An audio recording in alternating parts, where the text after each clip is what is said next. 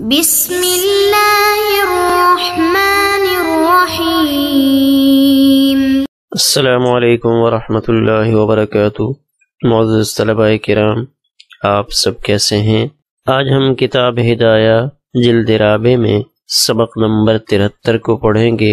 ہمارے آج کے سبق کا عنوان ہے صاحبین رحمہم اللہ کے 6 دلائل۔ ہمارے آج کے سبق کی ابتدا لہما ان الید دلیل الملکی کی عبارت سے ہوگی اور ہمارا سبق بخلاف ما بعد القسمت کی عبارت پہ مکمل ہوگا۔ آئیے پہلے اپنے آج کے سبق کی عبارت کو پڑھتے ہیں۔ بسم اللہ الرحمن الرحیم۔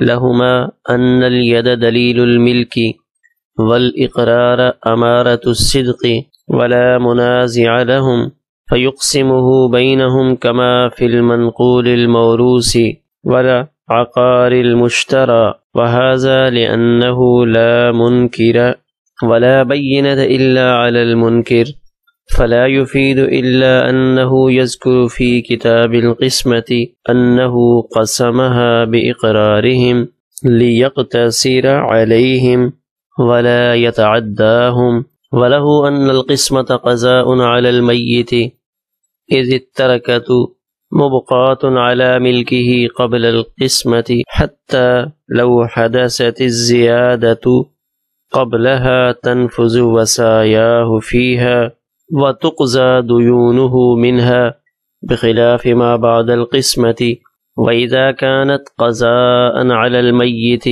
فالإقرار ليس بحجة عليه، فلا بد من البينة وهو مفيد لأن بعض الورثة ينتسب خصما عن المورث۔ آئیے اب اپنے سبق کی عبارت کا ترجمہ کرتے ہیں۔ لہما، یہاں سے حضرات صاحبین رحمہ اللہ کی دلیل کو ذکر کیا جا رہا ہے۔ صاحبین فرماتے ہیں ان الید دلیل الملکی، زمین پر قبضہ ان کی ملکیت کی دلیل ہے۔ والاقرار امارۃ الصدق، اور اقرار کرنا سچا ہونے کی علامت ہے۔ ولا منازع لهم، اور ان کا کوئی مخالف نہیں ہے، لہذا فیقسمہ بینہم، قاضی ان کے درمیان تقسیم کر دے گا۔ جیسا کہ منقولی چیز میں وراثت ہو تو تقسیم کر دیتا ہے۔ والعقار المشترى، اور خریدی ہوئی زمین کہ وہ بھی بغیر بینہ کے تقسیم ہو جاتی ہے۔ وہذا، اور یہ اس وجہ سے ہے، لأنہ لا منکر، کہ یہاں کوئی منکر نہیں ہے، اور بینہ تو صرف منکر پر ہی واجب ہوتا ہے۔ فلا یفید، لہذا یہاں بینہ کوئی فائدہ نہیں دے گا۔ البتہ یہاں قاضی تقسیم والے فیصلے کے رجسٹر میں اس کا اندراج کر لے کہ انہ قسمہا باقرارہم، کہ اس نے یہ جائیداد، یہ زمین ان کے اقرار پر تقسیم کی ہے، کہ وہ چیز شرکاء کے اقرار سے تقسیم کی ہے۔ لیقتصر علیہم، تاکہ تقسیم انہی تک محدود رہے اور ان سے متجاوز نہ ہو سکے۔ وَلَهُ، اور امام ابو حنیفہ رحمہ اللہ کی دلیل یہ ہے کہ تقسیم میت کے خلاف فیصلہ ہے۔ اذ الترکۃ مبقاۃ علی ملکہ قبل القسمۃ، اس لیے کہ ترکہ تقسیم سے پہلے میت کی ملکیت میں باقی رہتا ہے، یہاں تک کہ تقسیم سے پہلے اگر ترکہ میں کچھ اضافہ ہو جائے، کوئی زیادتی ہو جائے، تو میت کی وصیتیں اس اضافی ترکہ میں بھی نافذ ہوتی ہیں۔ وَتُقْضَى دُيُونُهُ مِنْهَا، اور میت کے قرضے اس اضافی ترکے سے ادا کیے جاتے ہیں۔ بخلاف ما بعد القسمت، بخلاف صورت کے کہ جب تقسیم کا مرحلہ ہو چکا ہو۔ وَإِذَا كَانَتْ قَضَاءً عَلَى الْمَيِّتِ، اور جب یہ میت کے خلاف فیصلہ ہے تو فَالْإِقْرَارُ لَيْسَ بِحُجَّةٍ عَلَيْهِ، تو ان شرکاء کا اقرار میت کے خلاف حجت نہیں ہوگا۔ فلا بد من البینۃ، لہذا بینہ کا ہونا ضروری ہے۔ وہو مفید، اور بینہ مفید بھی ہے، اس لیے کہ ورثاء میں سے کسی ایک کو میت کی جانب سے قسم مقرر کیا جائے گا۔ آئیے اب اپنے سبق کی تشریح کو دیکھتے ہیں۔ تو ہمارے آج کے سبق کا تعلق بھی ہمارے گزشتہ سبق نمبر 72 کے ساتھ ہے۔ یہ اسی متن کی تشریح کی جا رہی ہے۔ ہمارے گزشتہ سبق میں 3 مسائل کا ذکر ہوا تھا۔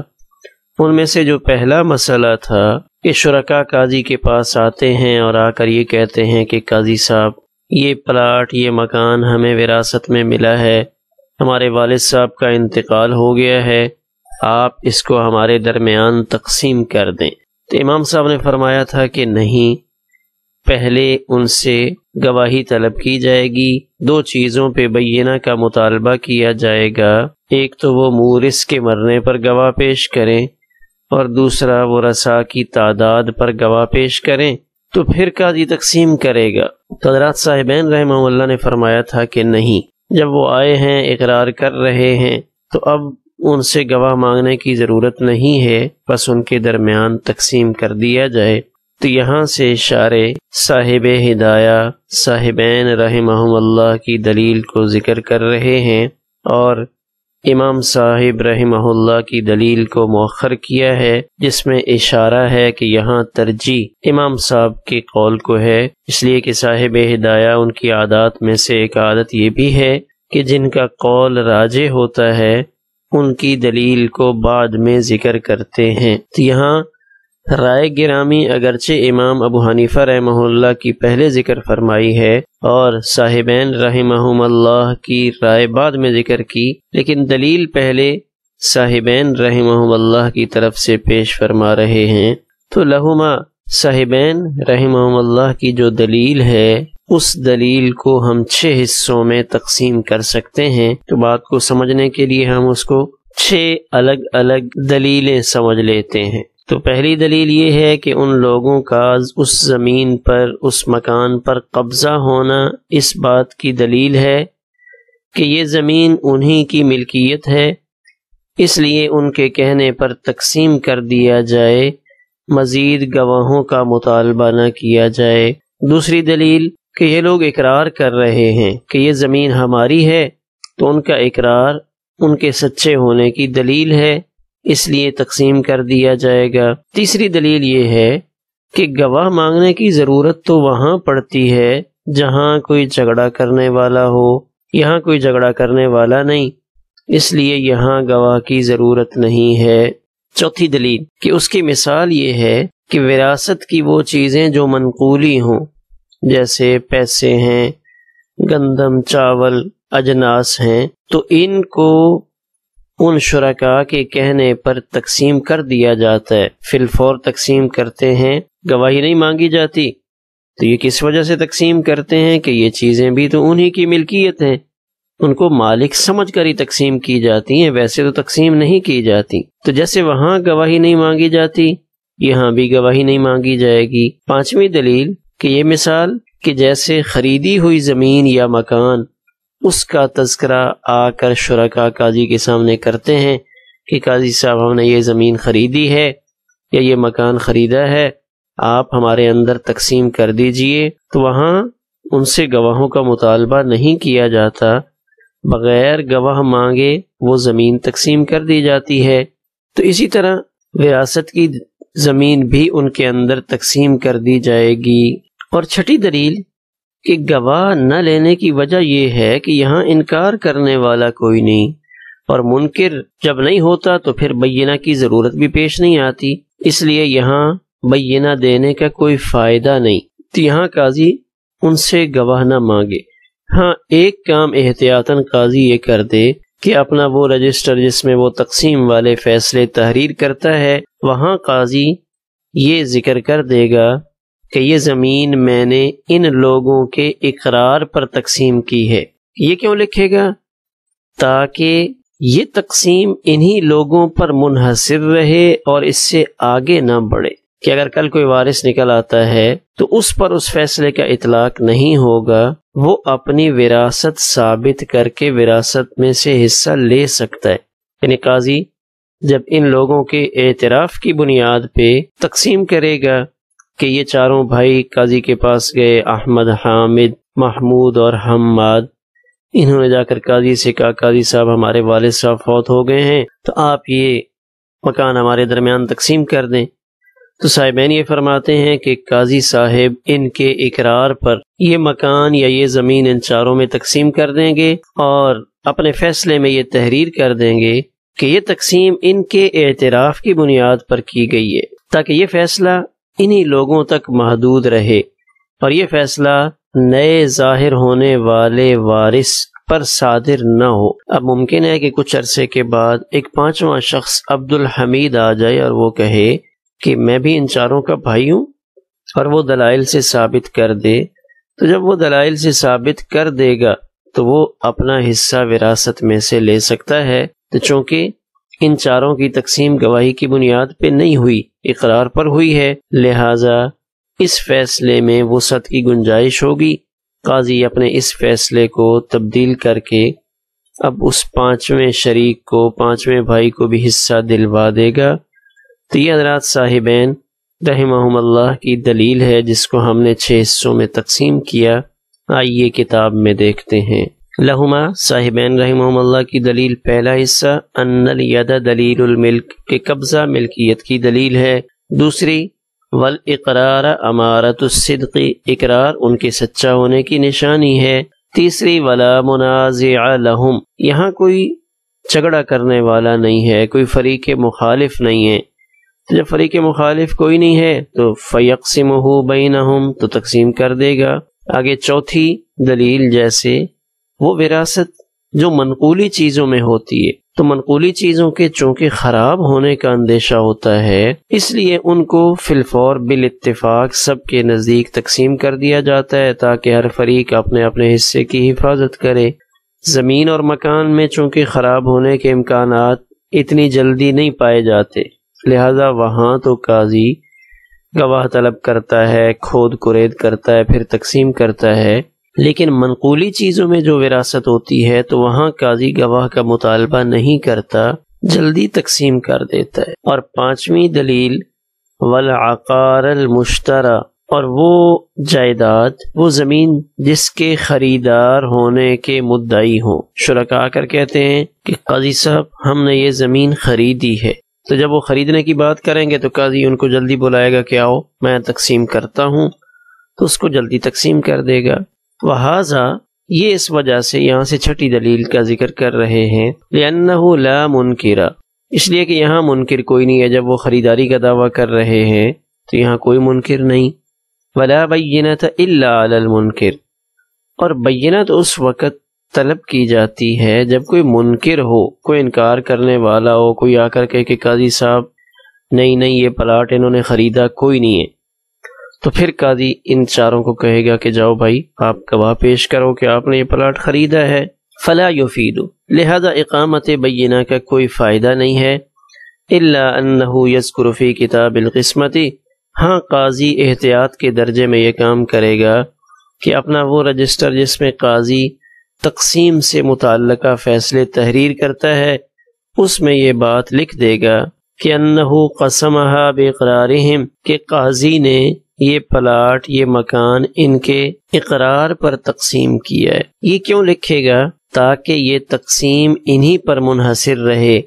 قاضی نے چونکہ وہاں لکھا ہے کہ یہ 4 بندے میرے پاس آئے ہیں، احمد، حامد، حماد اور محمود، ان چاروں نے اپنے بھائی ہونے کا دعویٰ کیا اور یہ کہا ہے کہ ہمارے والد عبداللہ کا انتقال ہو گیا ہے، ہم 4 بھائی ہیں، لہذا قاضی ان 4 کا نام لے کر اس فیصلے کو اس رجسٹر میں تحریر کر دے گا کہ میرا فیصلہ ان 4 کے اعتراف کی بنیاد پہ ان کے حق میں ہے، ولا یتعداہم، تاکہ یہ فیصلہ ان سے آگے نہ بڑھے، انہی پر منحصر رہے۔ تو یہاں تک حضرات صاحبین رحمہم اللہ کی دلیل کا تذکرہ تھا۔ وَلَهُ، یہاں سے امام ابو حنیفہ رحمہ اللہ کی دلیل کو ذکر کر رہے ہیں۔ امام صاحب فرماتے ہیں کہ ان القسمۃ قضاء علی المیت، کہ قاضی گواہ کیوں طلب کرے گا؟ اس لیے کہ جو تقسیم ہوتی ہے وراثت کے دعوے میں، تو یہ تقسیم مطلق فیصلہ نہیں ہوتا، اصل میں یہ فیصلہ میت کے خلاف ہو رہا ہوتا ہے کہ ابھی تک وہ مکان اور وہ پلاٹ میت کی ملکیت میں ہی باقی سمجھا جاتا ہے۔ اذ الترکۃ مبقات علی ملکہ قبل القسمہ، جب تک تقسیم نہیں ہو جاتی اس وقت تک وہ مکان، وہ پلاٹ، وہ ترکہ سب کا سب میت کی ملکیت ہی سمجھا جاتا ہے، اس کی مالک میت ہی ہوا کرتی ہے۔ لہذا یہ فیصلہ جو قاضی نے کرنا ہے یہ حقیقت میں میت کے خلاف فیصلہ ہوگا۔ تو جب فیصلہ کسی کے خلاف ہوتا ہے تو اس کے لیے گواہی درکار ہوتی ہے۔ تو یہاں امام صاحب نے 2 مثالیں دی ہیں۔ پہلی مثال یہ دی ہے کہ اگر تقسیم سے پہلے وراثت میں اضافہ ہو جائے، مثلا گائے تھی تو اس کا بچہ پیدا ہو گیا تو اس بچے میں بھی وصیت نافذ ہو جائے گی، یا اسی طرح درخت تھے، ان درختوں کے پھل وہ رات ہی میں پک گئے، تیار ہو گئے، پہلے تیار نہیں تھے، یا کوئی ایسے پھول تھے جو رات کو کھل گئے۔ آج کل پھولوں کی خرید و فروخت ہوتی ہے، تو جو میت کی وفات تک تو پھول کھلے ہوئے نہیں تھے، فصل تیار نہیں تھی، لیکن ابھی تک ترکہ تقسیم نہیں ہوا تو اب وہ فصل بھی کارآمد ہو گئی، وہ پھول بھی قیمت والے بن گئے۔ تو تقسیم سے پہلے اگر اس میں اضافہ ہو جائے، مرنے کے بعد اضافہ ہوا ہے لیکن تقسیم سے پہلے وہ اضافہ ہوا ہے، تو اب اس میں بھی وصیت نافذ ہوگی۔ لیکن اگر یہ اضافہ تقسیم کے بعد ہو، تقسیم کے بعد گائے کا بچہ پیدا ہوا، یا تقسیم کے بعد ان درختوں کے اوپر پھل لگے، یا تقسیم کے بعد ان پودوں کے اوپر پھول کھل گئے، جیسے زعفران کا پھول ہوتا ہے، تو اب زعفران کے پھول کے جو پتے ہوتے ہیں ان سے زعفران کو کشید کیا جاتا ہے، نکالا جاتا ہے، نچوڑا جاتا ہے۔ تب یہ اضافہ اگر تقسیم کے بعد ہو رہا ہے تو اب وصیت نافذ نہیں ہوگی۔ کیوں کہ تقسیم کے بعد تو یہ مال اب وارث کا ہو چکے، جب وارث کا ہو گیا تو اب اس میں جو وصیت ہے وہ نافذ نہیں ہو سکتی۔ دوسری مثال یہ دی کہ وَتُقْضَى دُيُونُهُ مِنْهَا، کہ اگر میت پہ قرضے تھے تو اب ان قرضوں کی ادائیگی میں اس اضافے کو بھی شامل کر لیا جائے گا۔ مثلا 10 گائے تھیں یا 10 اچھی نسل کی بکریاں تھیں، اونٹ تھے، تو انہوں نے اپنے مالک کی وفات کے بعد بچے دیے، تو پہلے تو صرف اونٹ تھے، گائے تھی، بکریاں تھیں، تو ان کی ٹوٹل مالیت بن رہی تھی 20 لاکھ روپیہ۔ تو اب جب ان سب نے بچے دے دیے تو اس میں 10 لاکھ روپے کا اور اضافہ ہو گیا، تو اب 20 لاکھ سے 30 لاکھ بن گئے۔ تو اب اگر میت کا ذمہ قرضے موجود ہیں تو اب میت کے قرضوں کی ادائیگی میں یہ نئے پیدا ہونے والے بچے، ان کی قیمت بھی شامل کر دی جائے گی اور میت کے قرضے ان سے ادا کیے جائیں گے، بخلاف ما بعد القسمتی۔ ہاں تقسیم کے بعد اگر یہ اضافے ہو رہے ہیں تو پھر نہیں۔ تو معلوم ہوا کہ تقسیم حقیقت میں میت کے خلاف فیصلہ کرنا ہے۔ تو وَإِذَا كَانَتْ قَضَاءً عَلَى الْمَيِّتِ، جب یہ تقسیم میت کے خلاف فیصلہ ہے تو اب فَالْإِقْرَارُ لَيْسَ بِحُجَّةٍ، تو اقرار حجت نہیں ہے، فَلَا بُدَّ مِنَ الْبَيِّنَةِ، تو یہاں گواہ بنانا ضروری ہے، وَهُوَ مُفِيدٌ، تو یہ صاحبین کو جواب دیا جا رہا ہے۔ صاحبین رحمہ اللہ نے چونکہ یہ بات فرمائی تھی کہ یہاں وارثین کے خلاف، ورثاء کے خلاف کوئی انکار کرنے والا نہیں ہے، اور بینہ کی ضرورت تو منکر کے خلاف پیش آتی ہے، اس لیے یہ گواہی کوئی فائدہ مند نہیں، تو اس کا جواب دے رہے ہیں کہ جو وارث اعتراف کرتے ہیں کہ صرف ہم لوگ ہی وارث ہیں، انہی میں سے بعض کو میت کی جانب سے منکر قرار دیا جائے اور بعض کی جانب سے گواہ پیش کیا جائے، تو یہ گواہی مفید ہو جائے گی، کیونکہ منکر کے خلاف گواہی ہوئی اور اس سے بات مضبوط ہو گئی۔ لِأَنَّ بَعْضَ الْوَرَثَةِ يُنْتَسَبُ خَصْمًا عَنِ الْمُورِثِ، کہ یہاں شرکاء میں سے کسی ایک کو میت کا نائب بنا دیا جاتا ہے۔ کہ اس کو میت کا نائب کیوں بناتے ہیں؟ تاکہ وہ خصم اور مدعا علیہ ہو جائے، اور دیگر شرکاء مدعی بن جائیں، اور یہ قاعدہ ثابت شدہ ہے کہ البینۃ علی المدعی والیمین علی من انکر، لہذا اس صورت میں بینہ بھی مفید ہوگی۔ آخر میں ایک نظر سبق کے خلاصے پر ڈال لیتے ہیں۔ آج کے سبق کے اہم نکات: صاحبین رحمہم اللہ کی دلیل کو ذکر فرمایا کہ ایک تو شرکاء کا قبضہ ہے، اقرار ہے، تیسرا بینہ کی ضرورت وہاں ہوتی ہے جہاں منکر، مخاصم یا منازع موجود ہو، چوتھی بات کہ تقسیم بالاقرار متعدی الی الغیر نہیں ہوتی۔